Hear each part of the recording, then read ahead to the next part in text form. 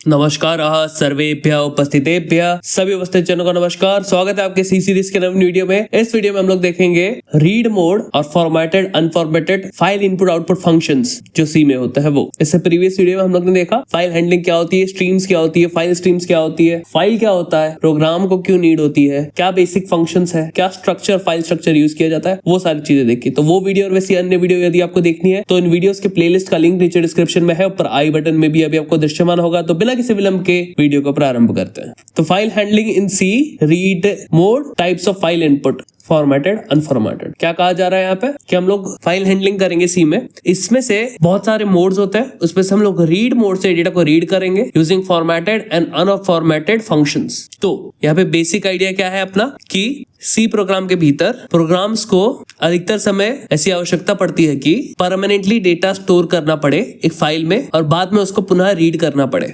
File handling जो है हम लोग को इस चीज की अनुमति देता है कि हम लोग एक प्रोग्राम को डिस्क पे रखी कोई फाइल से कम्युनिकेट करा पाए, डेटा का आदान प्रदान करा पाए। ये चीज लाइब्रेरी फंक्शंस के थ्रू होती है, डायरेक्टली सी में ऐसा प्रावधान नहीं है। फाइल सी में एक्सेस किए जाते हैं स्पेशल पॉइंटर के सहारे, जो कि एक्चुअल में एक स्ट्रक्चर होता है जिसको हम लोग ने देखा लास्ट वीडियो में, होता है फाइल स्ट्रक्चर जिसका आप पॉइंटर बनाते हैं। उससे आप फाइल की लोकेशन को अपने पास रख लेते हैं, धर लेते हैं, फिर उस पर कुछ ऑपरेशंस परफॉर्म करते हैं। फिर वो जब कोई ऑपरेशन सक्सेसफुली परफॉर्म हो जाता है तब वो आपके डिस्क में यानी आपके जो स्टोरेज में फाइल है उसको मॉडिफाई कर देती है और ये चीज रीड करने के लिए भी उपयोगी की जा सकती है। कोई फाइल को रीड करना है आपको प्रोग्राम के थ्रू, वो भी किया जा सकता है। ये सारे के सारे फाइल ऑपरेशंस जो है इसी स्पेशल पॉइंटर के थ्रू किए जाते हैं जो कि स्टैंडर्ड लाइब्रेरी में अवेलेबल होती है। यानी stdio.h में सारे के सारे फाइल हैंडलिंग वाले फंक्शंस है जो कि आपको रिक्वायर है फाइल को हैंडल करने के लिए। ऑलराइट, वही कहा जा रहा है। आई थिंक कुछ कठिन नहीं बोला गया है। अब फाइल को यूज करने के लिए आपको फाइल को ओपन करना पड़ता है और सी में फाइल को ओपन करने का मतलब है उसके एड्रेस के थ्रू वो फाइल कहाँ पे स्टोर है, कैसी है, कितना साइज है वगैरह, उस सबका डेटा अपने स्ट्रीम में लाकर रख दे ताकि हम लोग स्ट्रीम में एडिटिंग करें, ओरिजिनल फाइल पे एडिट ना हो और जब आवश्यकता पड़े तब उसमें चेंजेस कर दे। ठीक है, तो फाइल को ओपन करना पड़ता है आपको। फाइल को ओपन करने का मतलब क्या है सी प्रोग्राम में? फाइल को हार्ड डिस्क में से स्ट्रीम में उसके डेटा को थोड़ा बहुत कॉपी कर लेना, जितना रिक्वायर्ड है उस फाइल के बारे में जानने के लिए उतना। तो यहाँ पे ओपनिंग मोड्स होते हैं, आपको किस तरीके से फाइल को ओपन करने का है। फाइल को जब आप ओपन करते हैं आपको ये बताना पड़ता है कि आप किस मोड में उस फाइल को ओपन करना चाहते हैं, वो किस कारण से यूज होगा। कॉमन फाइल मोड्स ये है जिसमें से R फॉर रीड होता है। ये क्या करता है, फाइल को क्रिएट नहीं करता, वो एग्जिस्टिंग फाइल को रीड करने के लिए यूज होता है। ठीक है, ये फाइल को रीड मोड में ओपन करता है। फाइल पहले से एग्जिस्ट करनी चाहिए, वो फाइल क्रिएट नहीं करेगा। अगर उसको फाइल नहीं मिली तो वो नल रिटर्न करेगा और आगे कुछ नहीं करेगा। W का मतलब होता है राइट, ये राइट मोड पे ओपन करने के लिए यूज होता है फाइल को। फाइल अगर पहले से एग्जिस्ट नहीं करती तो वो क्रिएट कर देगा, अगर फाइल पहले से एग्जिस्ट करती है तो वो इरेज कर देगा उस फाइल को और रिप्लेस कर देगा। ये हम लोग ने लास्ट वीडियो में देखा है निसंदेह।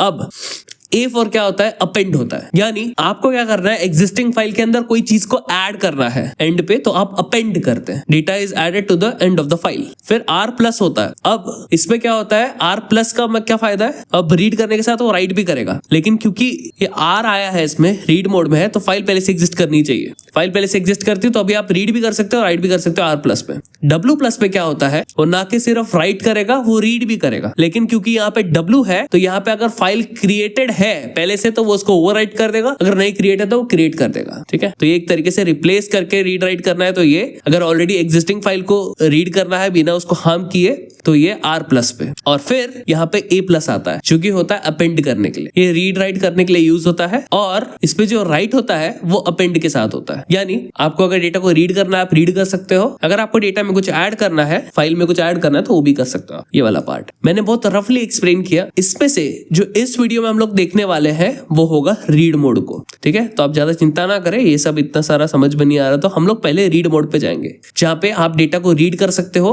और फाइल पहले से एग्जिस्ट करनी चाहिए, वो फाइल क्रिएट नहीं करेगा। Alright, so we are going for the read mode. Read mode file handling में रीड मोड कब यूज किया जाता है, तब यूज किया जाता है जब हम लोग को कोई एग्जिस्टिंग फाइल में से कोई डेटा को रीड करना है, उसको बिना चेंज किए। जो फाइल है वो पहले से एग्जिस्ट करनी चाहिए आपके स्टोरेज पे। अगर फाइल एग्जिस्ट नहीं करती तो F ओपन जो है नल रिटर्न करेगा और फिर आगे आपका काम नहीं बढ़ेगा। एग्जाम्पल के रूप में यहाँ पे एक फाइल पॉइंटर है जो कुछ इस तरीके से इनिशियलाइज होगा।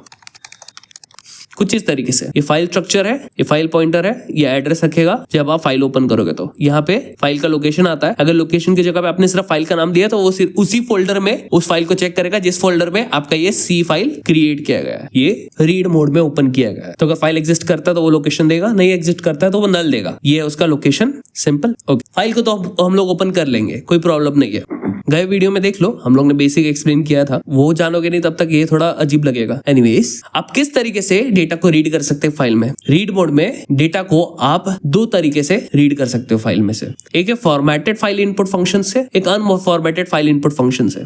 फाइल से आप डेटा को ले रहे हो तो डेटा आ रहा है, आने को कहते हैं इनपुट। तो इनपुट का मतलब है फाइल से डेटा प्रोग्राम में आ रहा है, प्रोग्राम के वेरिएबल्स में आ रहा है। तो ये दो तरीके से हो सकता है, फॉर्मेटेड फाइल इनपुट फंक्शन से, अनफॉर्मेटेड फाइल इनपुट फंक्शन से। फॉर्मेटेड क्या होता है? जिसमें फॉर्मेट स्पेसिफायर लगता है। प्रिंटफ जैसे यूज करते थे, स्कैनफ जैसे यूज कर सकते हैं, वो क्या होता है? फॉर्मेटेड, क्योंकि उसमें फॉर्मेट स्पेसिफायर लगता है। अनफॉर्मेटेड मतलब उसमें कोई फॉर्मेट स्पेसिफायर नहीं होता है, फंक्शन में बता दिया जाता है किस फॉर्मेट का होगा। ये सबसे आप भली भांति परिचित होंगे अगर आपने प्रीवियस वीडियोस देखे मेरे अच्छे से। यदि पे नहीं तो देख लें, क्या प्रॉब्लम है। इन एनी केस आपको फिर भी बेसिक आइडिया पड़ रहा होगा हो क्या रहा है। ऑलराइट, दोनों मेथड अत्यधिक महत्वपूर्ण है अलग अलग सिचुएशन सिनेरियो के लिए।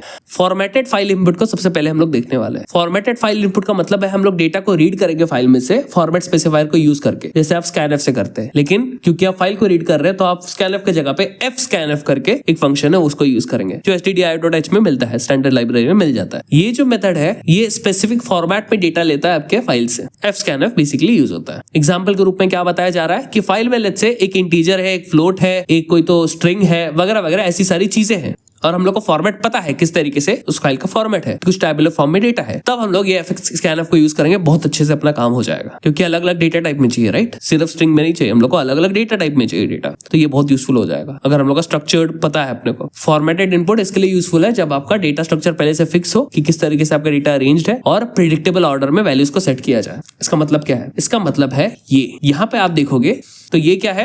ये डेटा है, एक पर्टिकुलर फॉर्मेट में लिखा है। ये जो है एक स्टूडेंट का डेटा है, ठीक है। 21 क्या है? स्टूडेंट का रोल नंबर है। ये अर्पित क्या है? स्टूडेंट का नाम है। और ये क्या है? उसका फीस है, ठीक है। अब ये जो डेटा है ये प्रेडिक्टेबल है, इसका फॉर्मेट पहले से डिजायर्ड है। यहाँ पे क्या है? सबसे पहले एक इंटीजर आ रहा है, फिर क्या आ रहा है? एक कैरेक्टर एरे आ रहा है, स्ट्रिंग आ रहा है, इसके बाद क्या आ रहा है? इसके बाद आ रहा है आपका फ्लोट, क्योंकि इधर पॉइंट है। तो फॉर्मेट पहले से डिसाइडेड है। अब ऐसा बहुत सारा डेटा बना सकते चाहे तो अलग अलग नाम नंबर से, ठीक है।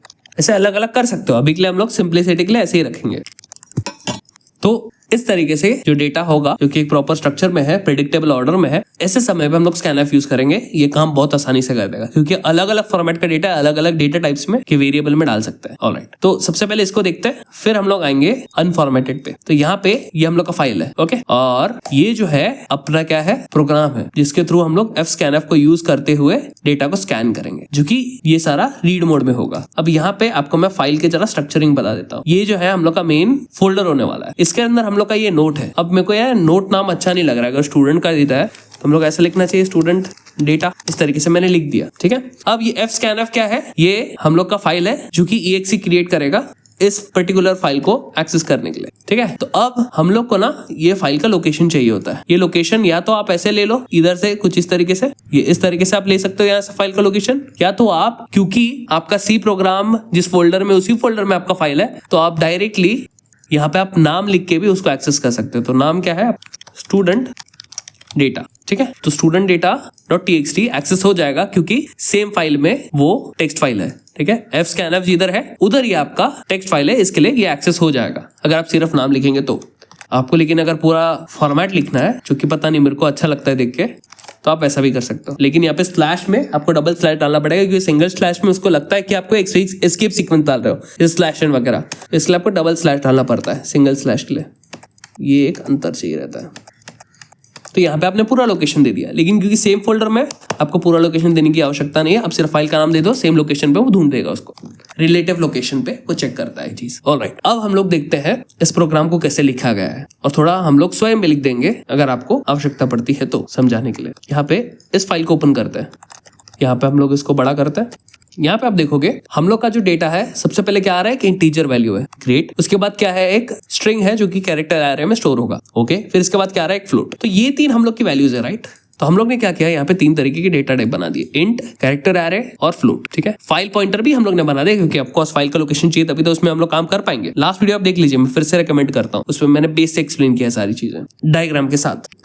तो ये सारे तरीके के डेटा टाइप के वेरिएबल्स हम लोग ने ऑलरेडी बना दिए। तो ये हम लोग का फाइल से डेटा हम लोग इस वेरिएबल में लाना चाहते हैं। कूल, इसको हम लोग करेंगे फॉर्मेटेड इनपुट आउटपुट से, क्योंकि यहाँ पे फॉर्मेट मैटर करता है, राइट। ये इंटीजर में है, ये स्ट्रिंग में है, ये फ्लोट में है। So when format matters we use formatted input output. ठीक है, तो हम लोग ने इस तरीके से ये काम कर दिया। ठीक है, बेस सेटअप हो गया। Alright, great. अब यहाँ पे एफ ओपन से ये जो फंक्शन है, ये फाइल को ओपन करने के लिए यूज होता है। ये मैंने आपको ऑलरेडी बता दिया। यहाँ पे एड्रेस आता है फाइल का, आप पूरा एड्रेस लिख सकते हो डबल/ यूज करके, या फिर सिर्फ फाइल का नाम लिख दो अगर सेम फाइल में आपका .c फाइल भी उसी फाइल में आने वाला है तो। ओके, यहाँ पे क्योंकि सेम फाइल में हम लोग का C फाइल और टेक्स्ट फाइल भी है, इसके लिए हम लोग ने सिर्फ नाम दिया, हम लोग का काम हो जाएगा।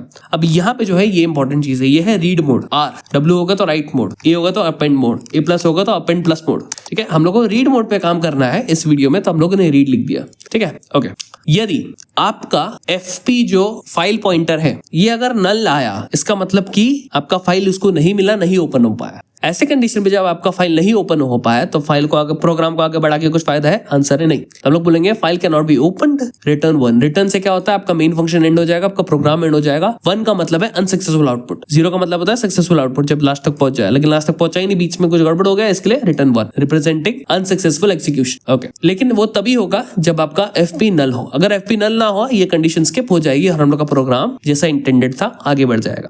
अब यहाँ पे जो हम लोग फंक्शन को यूज कर रहे हैं वो है fscanf फॉर्मेटेड। ठीक है, scanf आपको पता है फॉर्मेटेड होता है, तो fscanf भी वैसा ही है। ठीक है, अब यहाँ पे क्या किया है, देखो हम लोग को डेटा चाहिए किससे, एक फाइल से। इधर यहाँ पे फाइल पॉइंटर दे दिया। अब फाइल पॉइंटर पे ये फाइल का लोकेशन है, तो एक तरीके से ये फाइल का कनेक्शन हम लोग को मिल गया, बढ़िया। अब fscanf में बोल रहे हैं हम लोग को ये फाइल से, ठीक है, ये फाइल से जो FP ये फाइल है, इस फाइल में से हम लोग को एक इंटीजर चाहिए, क्योंकि यहाँ पे ये इंटीजर को रिप्रेजेंट कर रहा है। उसके बाद हम लोग को क्या चाहिए, एक स्ट्रिंग चाहिए जो ये स्ट्रिंग को रिप्रेजेंट कर रहा है। फिर हम लोग को क्या चाहिए, एक फ्लोट चाहिए जो ये फ्लोट को रिप्रेजेंट कर रहा है। तो इस तरीके से हम लोग फॉर्मेट के हिसाब से रख दिया, जैसे हम लोग scanf में करते थे सेम। लेकिन डेटा यहाँ कीबोर्ड से नहीं आएगा, ये डेटा डायरेक्टली फाइल से आएगा। और क्योंकि ये डेटा आ रहा है, आपका scanf को क्या चाहिए रहता है, उसका लोकेशन। इसके लिए आपने यहाँ पे एंड यूज किया है, एंड रोल इधर पे डेटा डालने के लिए। और क्योंकि ये आपका कैरेक्टर एरे, कैरेक्टर एरे में आपको एंड डालने की नीड नहीं पड़ती, तो इसके लिए डायरेक्टली वैसा लिख दिया। और फिर इसके बाद क्या है, फीस, यहाँ पे फीस डालने के लिए। तो ये 3 डेटा आपका इन 3 वेरिएबल्स में इस फॉर्मेट में इस फाइल के थ्रू आ जाएगा। ओके, तो ये scanf काफी सरल था।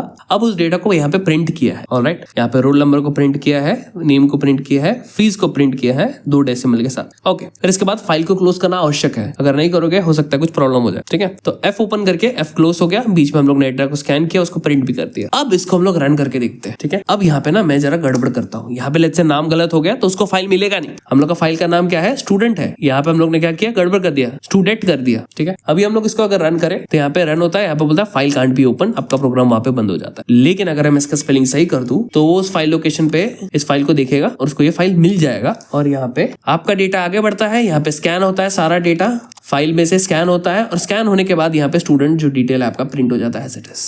अब आप इसमें कोई चेंजेस करोगे तो वो चेंजेस ऑब्वियसली यहाँ पे रिफ्लेक्ट होगा। अच्छा, मैं ऐसा करता हूँ, इसको फिर से रन करते हैं। अब देखो कटियार हो गया। ठीक है, अब यहाँ पे एक और चीज ट्राई करके देखते हैं। यहाँ पे एक रोल नंबर लेट्स से 25 रखता हूँ मैं, अब राइट तक रखता हूँ मैं, और इसको फीस रखता हूँ सेम, भेदभाव नहीं करते हम लोग।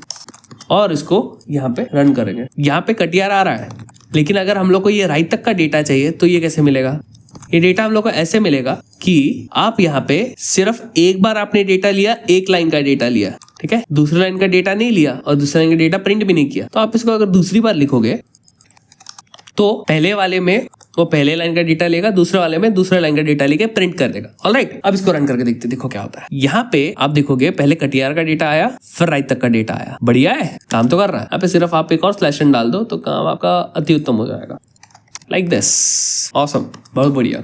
यहाँ पे आपको कितना अच्छे से फाइल हैंडलिंग को यूज करने को मिल रहा है। तो अब यहाँ पे आपने स्ट्रक्चर सीखा लास्ट वीडियो में, लास्ट सेक्शन में वीडियोस के इस सीरीज में। उस स्ट्रक्चर में आपने देखा था कि हम लोग स्ट्रक्चर के थ्रू डेटा को कैसे स्टोर कर सकते हैं। यहाँ पे अपने फाइल में डेटा को स्टोर करना सीखा। तो अब आप काफी एक प्रोफेशनल लेवल पे पहुंच रहे हैं, मतलब नॉट लिटरली प्रोफेशनल, बट हाँ आपको अभी काफी यूजफुल चीजें आप बना सकते हो क्योंकि आप डेटा को स्टोर कर सकते हो। ऐसे आप कोई भी प्रोग्राम बना सकते हो जो कि डेटा एक्सेल में स्टोर करेगा। आप यूजर नेम पासवर्ड यूजर से स्टोर करा सकते हो और फिर वो यूजर नेम पासवर्ड यूजर को हमेशा डालना पड़ेगा आपके प्रोग्राम को एक्सेस करने के लिए। आप पूरा ओएस बना सकते हो। आपको लग रहा है कि ज्यादा बोल दिया, नहीं, लेकिन ये संभव है। ओएस नहीं, वैसे डमी ओएस होगा वो और इतना अच्छे से काम नहीं करेगा, बट इंटरेस्टिंग चीजें आप बना सकते हो। अब हम लोग फाइल को क्लोज किया और फाइल क्लोज हुआ अभी, तभी तो काम हो रहा है। ओके, सो fscanf से आपने डेटा को रीड किया। ये था आपका formatted file input function. Okay, अब वापस से यहाँ पे आ जाते हैं। फॉर्मेटेड फाइल इनपुट का के लिए यूज होता है डेटा को रीड करने के लिए एक स्पेसिफिक फॉर्मेट पे scanf को यूज करके, fscanf को यूज करके। तो स्पेसिफिक फॉर्मेट में डेटा था, fscanf को यूज करके हम लोग ने कर लिया। ठीक है, स्पेसिफिक फॉर्मेट में यूज करना था, कर लिया। कुछ ऐसा फॉर्मेट में डेटा रहेगा, so we can use it. और यहाँ पे इस तरीके से प्रेडिक्टेबल वैल्यूज को हम लोग ने ऑर्डर में गेट कर लिया। Great. Next is unformatted file input. अब यहाँ पे अपने fscanf यूज किया फॉर्मेटेड फॉर्मेट स्पेसिफायर को यूज करके, लेकिन जब आपका कुछ इस प्रकार का नोट होगा, नमस्कार Bharat, welcome to file handling, और इधर लिखो 10,000 तरीके की चीजें लिख दी मैंने।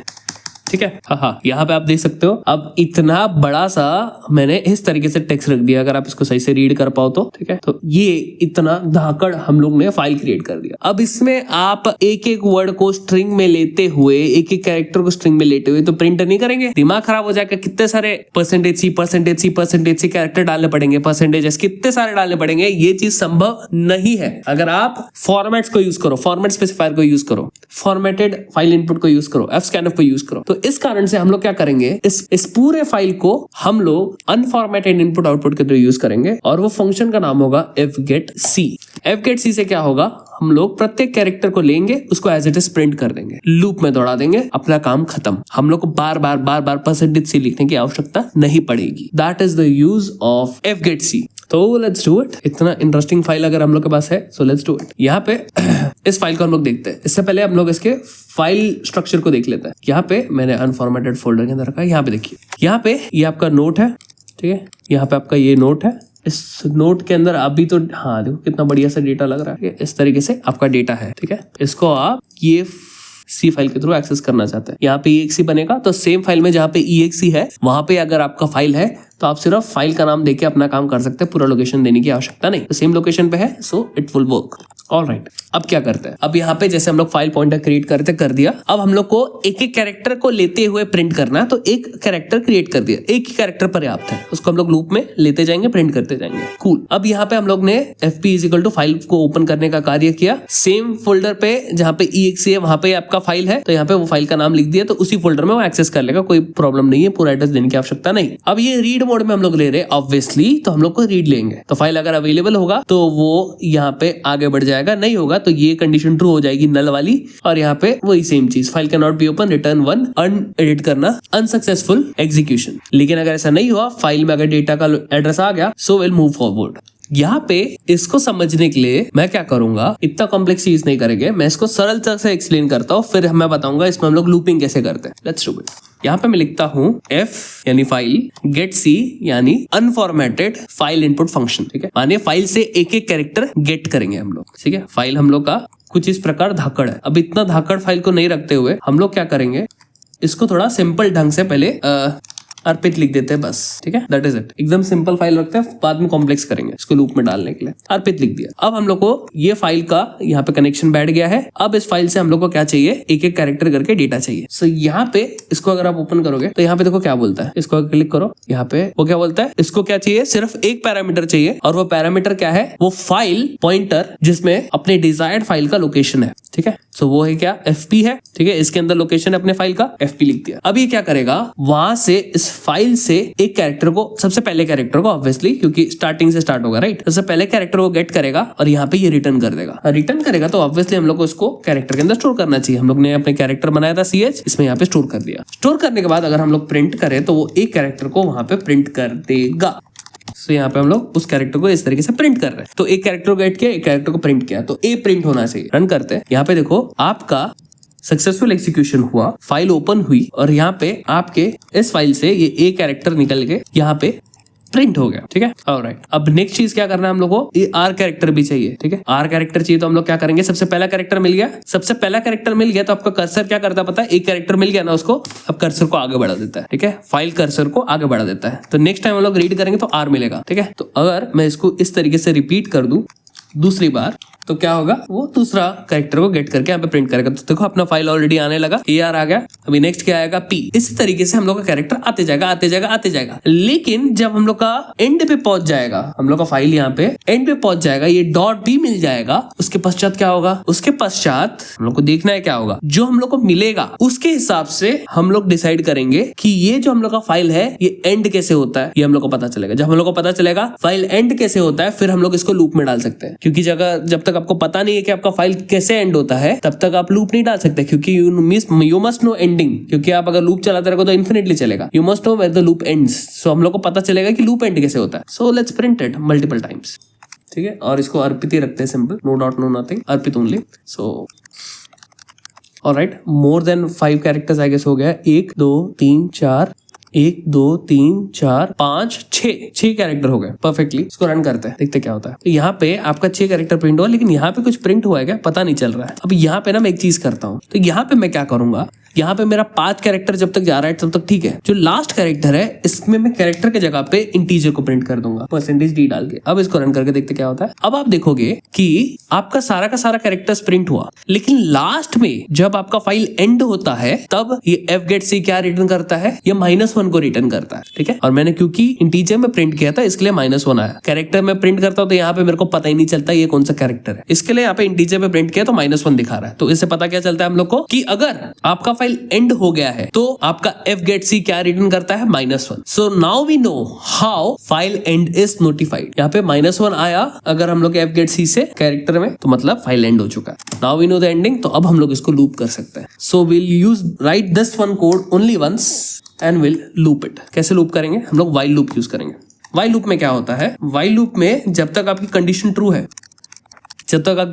ट्रू है, वो इन्फिनिटली इसके लूप में चलाता रहेगा। ट्रू मतलब 1, जहाँ पे जब तक इसकी कंडीशन ट्रू है वो इन्फिनिटली इस लूप को चलाता रहेगा। तो यहाँ पे तो ये रुक जा, हाँ रुक भाई रुक, अरे रुक ही नहीं रहा है, अरे रुक जा भाई। ओके समहाउ रुक गया वो। यहाँ पे अर्पित प्रिंट हुआ, लेकिन उसके बाद वो इन्फिनिटली चलता ही जा रहा है। यहाँ पे देखो, मैं इसका ब्रेक हटाऊंगा ना, देखो क्या होता है। देखो इन्फिनिटली ये चलता ही जा रहा है, देख रहे हो आप। तो हम लोग को नहीं चाहिए कि इन्फिनिटली रन हो, हम लोग को चाहिए कि ये तब तक रन हो जब तक -1 ना आए, ठीक है। जब -1 आ जाए ये कंडीशन फॉल्स हो जाए, ऐसा हम लोग को चाहिए। तो ये हम लोग को लूप कब तक रन करना है, यहाँ पे हम लोग इसको यूज कर सकते हैं, इस एक पर्टिकुलर स्टेटमेंट को, कि जब हम लोग फाइल गेट कर रहे हो तो फाइल गेट हो रहा है, बढ़िया है, कोई हम लोग को प्रॉब्लम नहीं। तो जब तक हम लोग का -1 रीच नहीं होता फाइल गेट करते हुए, तब तक हम लोग का ये लूप चलना चाहिए, ठीक है। -1 मतलब क्या, एंड ऑफ फाइल। तो हम लोग का लूप कब तक हो, जब तक वाइल हम लोग का ये जो हम लोग कैरेक्टर को गेट कर रहे हैं ये -1 रिटर्न नहीं करता। जब ये रिटर्न करेगा तब लूप एंड हो जाए, ठीक है। तो लूप को हम लोग ने उस तरीके से रखा। इसको इंग्लिश में बोलेंगे कैसे जाएगा, we want to get the character till the function returns -1। When return -1 this statement must go false and the loop must break. इसको फिर से मैं लास्ट बार हिंदी में बोलता हूं कि हम लोग को लूप कब तक चलाना है, तब जब तक ये फंक्शन हम लोग का -1 को रिटर्न नहीं करता। जैसे -1 रिटर्न हुआ we must end the loop, ठीक है। अगर आप इसको लॉजिकली भी देखोगे तो ये सही जाता है। जब -1 हो गया तो -1 इक्वल हो जाएंगे, अगर नहीं हुए तो ये कंडीशन फॉल्स हो जाएगा। इन एनी केस यहाँ पे ये हम लोग का लूप बराबर से काम करेगा, और हम लोग का लूप तब तक चलेगा जब तक -1 नहीं पहुंचता, नॉट इक्वल टू, ठीक है। ओके इसको रन करते हैं, लेट्स सी। तो अब आप देखोगे परफेक्टली वहां तक चल रहा है जहां तक हम लोग को रिक्वायरमेंट थी। So this is what we exactly wanted, कि कैरेक्टर गेट होता जाए, जैसे ही -1 हो ये लूप ब्रेक हो जाए, ठीक है। एंड पहुंचे वैसे ही लूप ब्रेक हो जाए। अब इसको ना -1 को बोलते हैं एंड ऑफ फाइल। ये क्या है, ये एक कांस्टेंट वेरिएबल है जो हम लोग को स्टैंडर्ड लाइब्रेरी stdio.h प्रोवाइड करता है। ये EOF का मतलब ही -1 है, तो ये वेरिएबल है जिसके अंदर -1 वैल्यू है। तो आप ऐसा भी लिख सकते हो। अब अगर आप इसको रीड करो कैसा होता है, we want to run the loop while the function does not reach end of file, not an does not reach end of file. We want to run the loop till the function does not reach end of file, ठीक है। अब इसको run करके फिर से एक बार देख लेते हैं, एंड इट्स ऑल वर्किंग। अब हम लोग क्या करेंगे, यहाँ पे जो हम लोग का चीज था ना बढ़िया वाला, ये इसको हम लोग यहाँ पे सेव कर देते हैं। And now we will run this function, run this program. और यहाँ पे देखोगे आपका अर्पित कटियार सी प्रोग्राम के कंसोल आउटपुट पे इस तरीके से प्रिंट हो रहा है। कितना ऑसम है, like wow. So here is fgetc for you. यहाँ पे जब इस तरीके से आपको जो फाइल में एज इट इज डेटा को प्रिंट करना है तो आप क्या यूज कर सकते हो, अनफॉर्मेटेड इनपुट आउटपुट, जिसमें से fgetc को आप यूज करोगे। आप लूप को तब तक जोड़ोगे जब तक आपका ये फंक्शन एंड ऑफ फाइल तक नहीं पहुंचता। एंड ऑफ फाइल का मतलब है -1। Okay, so now we understand it all. Okay, so fgetc को हम लोग ने यूज करके जो भी फाइल था उसका data as it is print कर दिया। fscanf को कब यूज करते हैं, फॉर्मेटेड इनपुट आउटपुट को कब यूज करते हैं, जब हम लोग का जो डेटा है वो इस तरीके से फॉर्मेटेड हो। ठीक है, तो हम लोग इस तरीके से फॉर्मेट को यूज करके डेटा को गेट कर सकते हैं। So this was read mode formatted unformatted file input functions for you. तो यहाँ पे अब इसको रीड करते हैं। अनफॉर्मेटेड फाइल इनपुट हम लोग कब यूज करते हैं, हम लोग तब यूज करते हैं जब हम लोग को डेटा को रीड करना होता है एज इट इज, फॉर्मेट को न ध्यान में रखते हुए, character by character as it is. Usually data read होता है कैरेक्टर बाय कैरेक्टर या लाइन बाय लाइन। अगर आप fgetS यूज करोगे तो लाइन बाय लाइन होगा, लेकिन फिर उससे प्रॉब्लम क्रिएट होता है। Character by character by far is the best मेरे नॉलेज में। जैसा मैंने बोला कॉमन फंक्शंस है, fgetc एक एक कैरेक्टर को गेट करने के लिए, fgetS एक एक स्ट्रिंग को गेट करने के लिए। बेस्ट है fgetc, आप इसको यूज करो। fgetS को आप खुद एक्सप्लोर कर सकते हो, इंटरेस्टिंग लगे तो, but fgetc does the work always. ये मेथड यूजफुल है अगर हम लोग को फुल टेक्स्ट फाइल को रीड करना है बिना उसका कंटेक्स्ट जाने, बिना उसका डेटा टाइप जाने, और फाइल को एज इट इज रखे बिना फाइल को हार्म पहुंचाए, यानी एग्जैक्ट उसी तरीके से फाइल को प्रिजर्व करके प्रिंट करना है। तो ओके, तो हम लोग ने देखा कि इस वीडियो में हम लोग ने एक प्रोग्राम को कवर किया जिसमें हम लोग डेटा को रीड करते हैं फॉर्मेटेड एंड अनफॉर्मेटेड में, कुछ इस तरीके से fgetc को fget एडिट करना fscanf को यूज करके। ऑलराइट, फॉर्मेटेड वे है fscanf के थ्रू, अनफॉर्मेटेड वे है fgetc के थ्रू। ये प्रोग्राम बहुत स्पष्टता से बताता है कि डेटा कैसे फ्लो होता है फाइल से प्रोग्राम में रीड मोड के थ्रू। यहाँ पे कुछ की समरी है जिसको मेरे को बताने की आवश्यकता नहीं, रिपीटेटिव हो जाएगा, you already know that. Here comes the end of the video.